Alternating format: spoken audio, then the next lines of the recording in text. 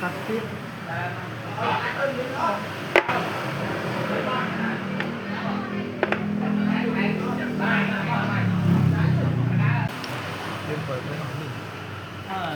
lạnh cho bong han nhóm thì đi trong trên món ở mặt tao bị lấy là họ chóp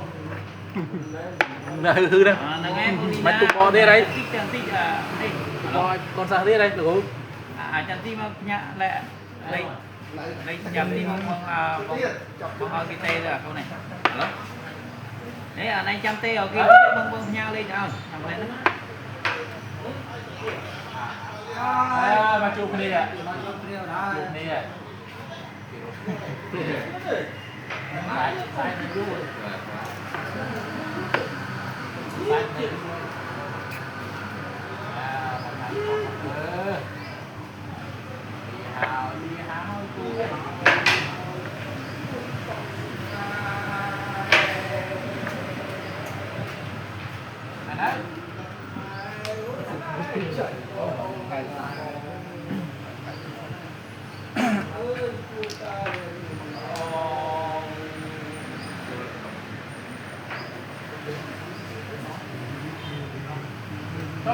Thôi à chặt con ê chọn ra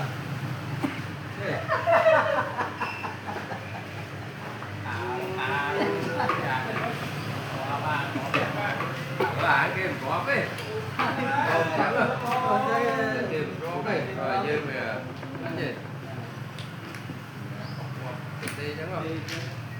chơi anh đã và hai to chứ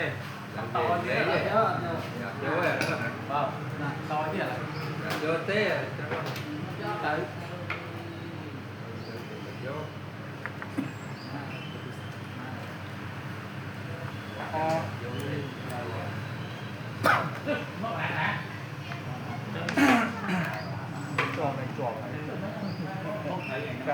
cho lấy cho vay người trơn nè đang đặt coi đặt con TV nào coi con gì này coi cô bác thử cài gì cho con đi được không để thấy nè thấy nè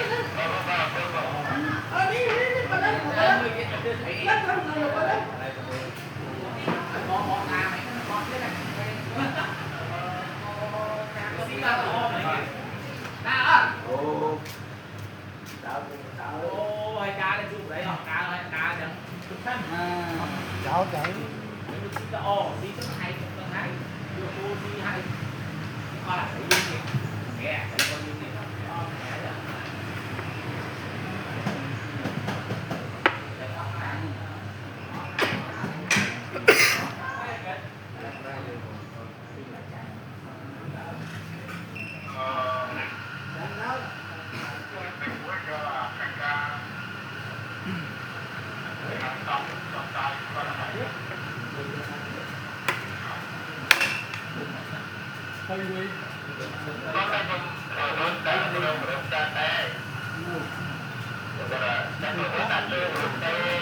đừng dừng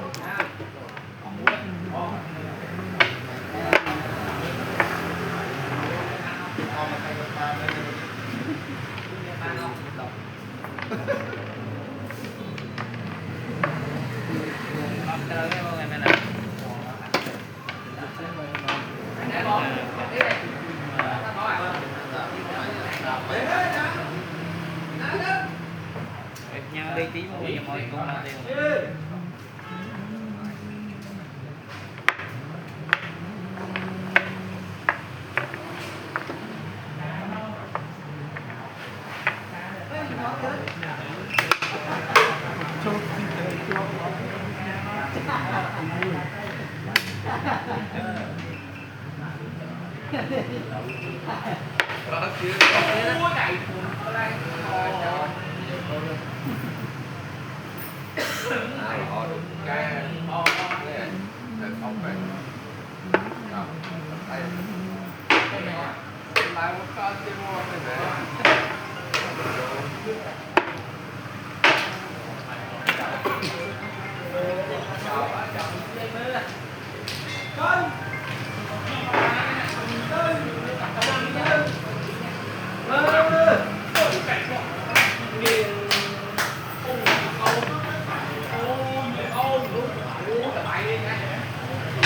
alo trái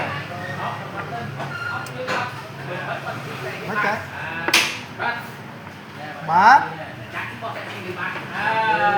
nhóm à ồ cái tăng thật nó trái nhưng lắm mà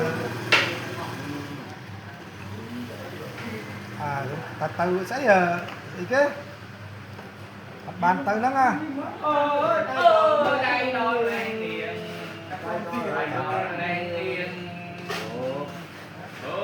không tránh không tránh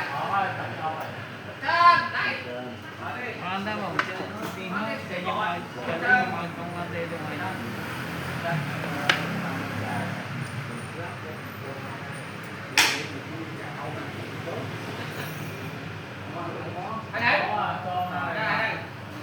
đây tôi sơn luôn ốc đây đây rồi kia này ốc lại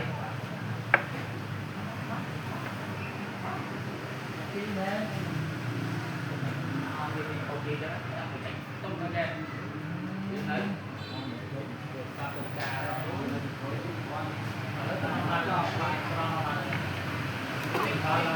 ông ăn chấu đấy ông ăn chấu đấy mình đi chấu đấy chấu mà chấu hai cái này mà ca cái này trắng này tiến nó mà đi đi mở bạch chi tiến này cái bạch chi ấy cái lấy cái chẳng đi mua ra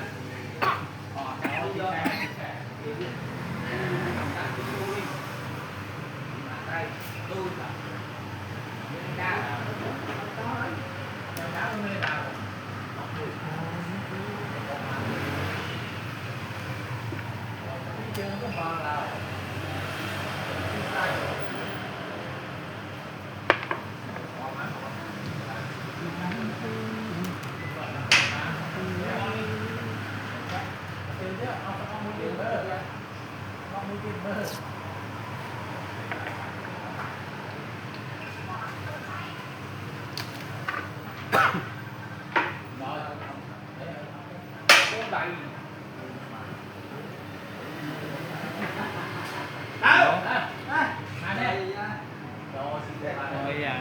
em chọn lên ốc ấy mau cái mà làm lên mà đấy anh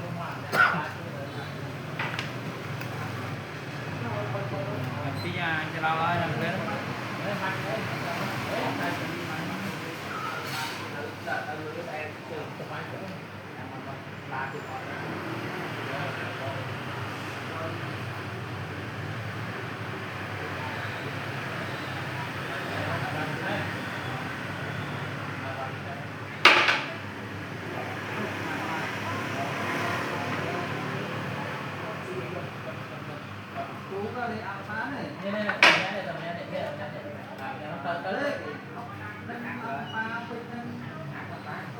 cái xí mà ấp nó xiêm để tố tầm này mình có cái gì đi đúng là cái gì cái cô đi bắt cái mình ăn lên ấp mình có cái gì thế xem là cái bắt này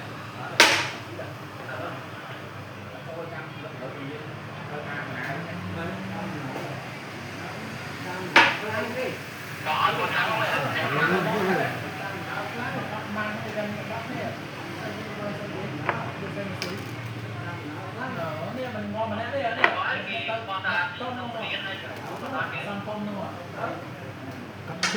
ăn cơm mình đó. Ở đây mà nha. cắt tiếp Ăn cơm mình đó.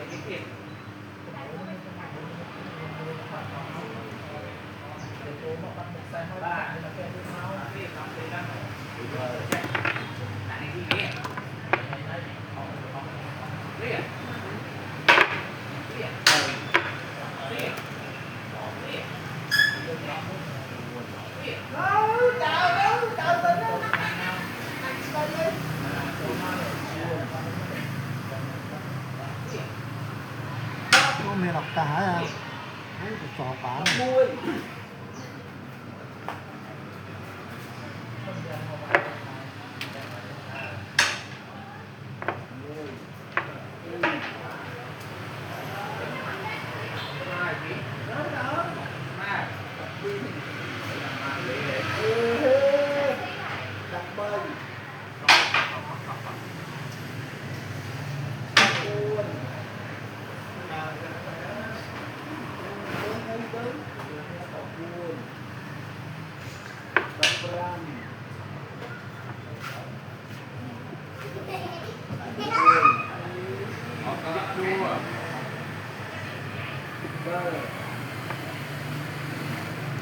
chó bán đang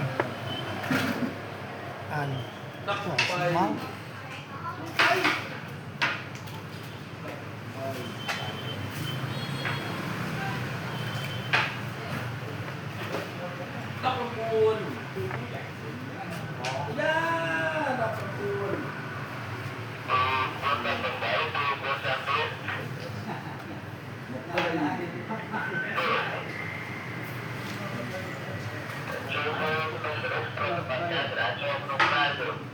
Thấy mùi.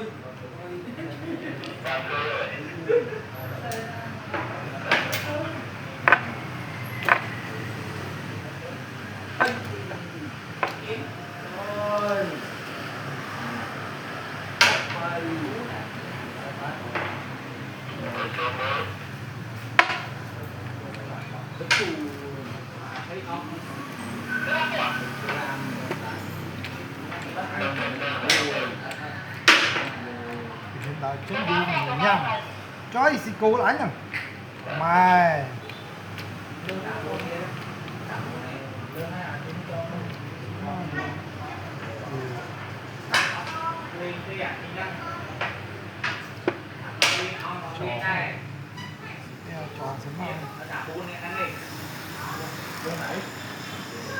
chó xí máu chó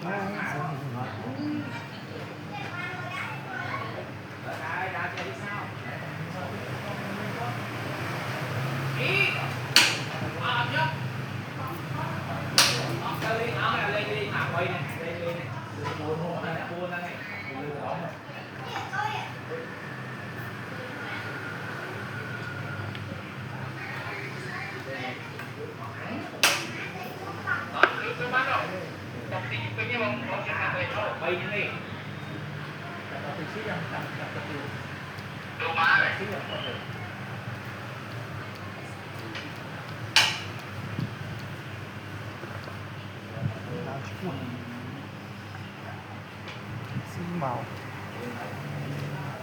xí màu bộ bộ như này thì bày nó chụp đầu bỏ đâu sân rồi chơi nó chơi sang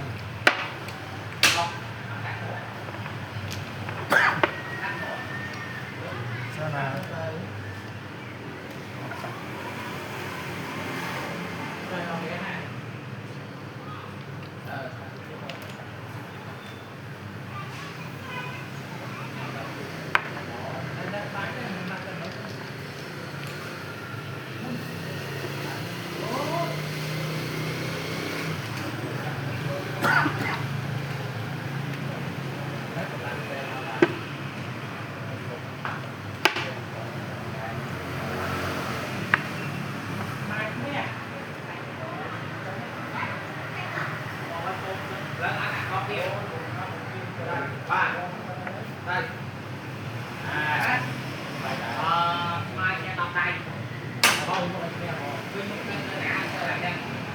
hả?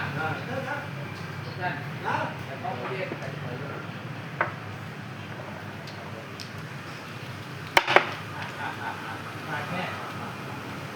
Mát mát đúng không? Má đây nào mà má đi đi. Lan cái tay bông là vậy chứ em oi cái tay bằng ai không? Alo. Ta mà bảy, ta mà buồn. Má ủa gì má. Tè đập. Thế bắn nó sang trận lót tới Từ má.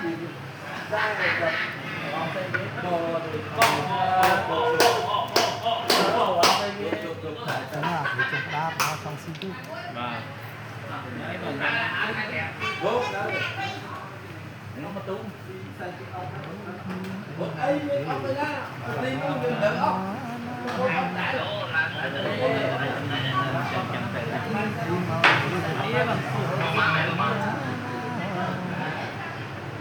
Nó mà con má lá nha nhưng mà nhấp. Vậy.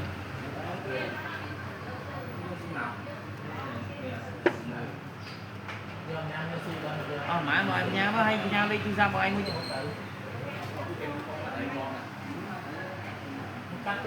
có đẹp nha đi em tí nha đi cho nhầm đẹp rộng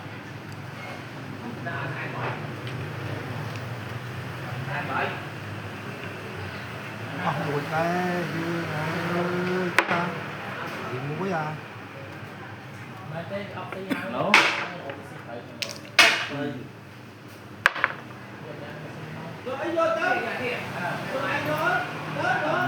Mình còn á, nhầm đây đó anh cả hai anh sẽ nói. Muối vậy.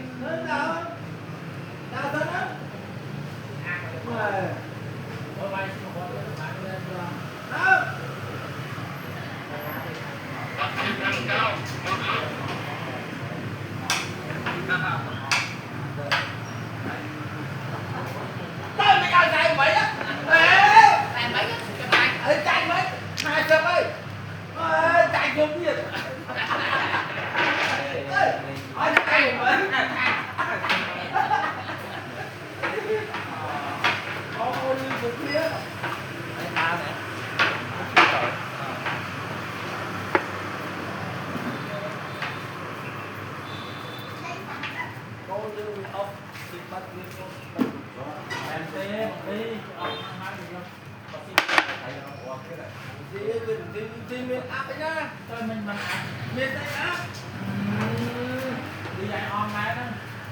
Ô thầy